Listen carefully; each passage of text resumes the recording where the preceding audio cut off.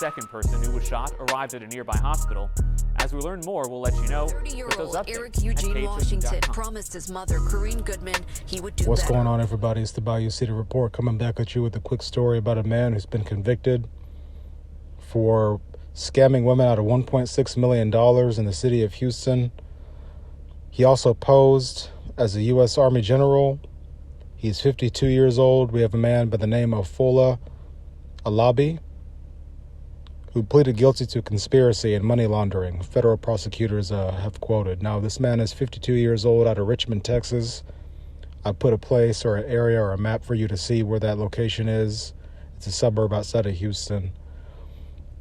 So apparently he was involved in a romance scam in which women from across the nation were cheated out of a total of $1.6 million as this man pretended to be a U.S. Army general.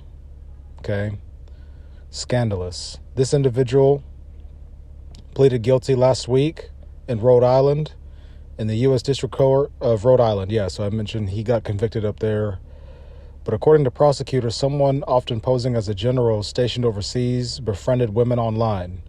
He then gradually gained their trust by feigning romantic or personal interests. Now, the women, who were in their 70s and their 80s, widowed or divorced, were involved in this situation.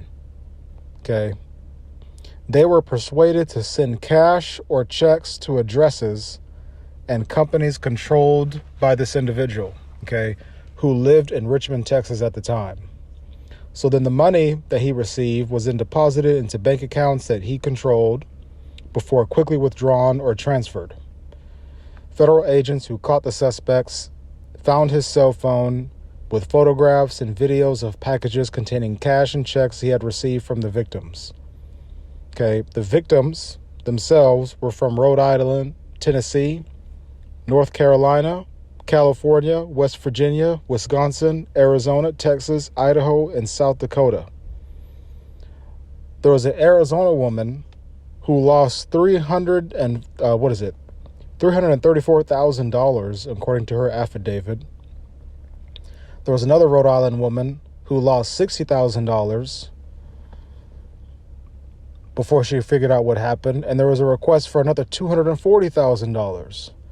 But her bank determined that she may be a victim of fraud and put her account on hold. So shout out to some of the big banks. This is something I just wanted to share quickly with you guys in the city of Houston.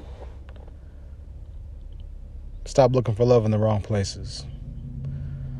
That's a loaded statement, but regardless, this is the Bayou City Report. I'm out.